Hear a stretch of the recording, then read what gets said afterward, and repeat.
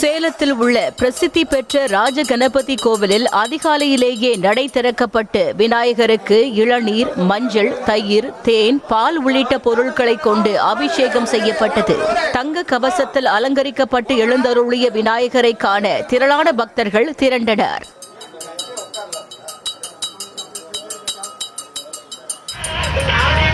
விநாயகர் சதுர்த்தியையொட்டி வேலூர் மாவட்டம் பரமத்தி வேலூரில் பஞ்சமுக ஹேரம்ப மகா கணபதி ஆலயத்தில் 12 அடி உயரம் கொண்ட சிங்க வாகன விநாயகருக்கு அலங்காரம் செய்யப்பட்டு பூஜை நடைபெற்றது.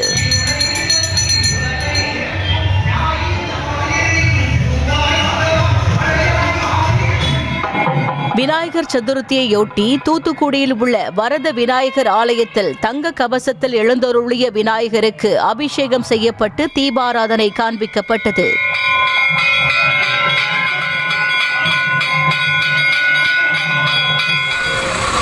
திருப்பத்தூர் மாவட்டம் பழக்கடை பஜாரில் உள்ள சுயம்பு வடிவிலான மாய பிள்ளையார் கோவிலில் உள்ள விநாயகருக்கு அருகம்புல், எருக்க மலர்களால் அலங்காரம் செய்யப்பட்டு பூஜை நடைபெற்றது.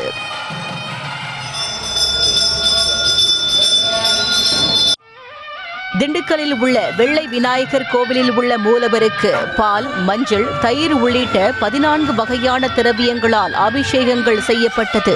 அதனைத் தொடர்ந்து தங்க கவசத்தில் எழுந்தருளிய விநாயகருக்கு தீபாராதனை காண்பிக்கப்பட்டு பூஜைகள் செய்யப்பட்டன.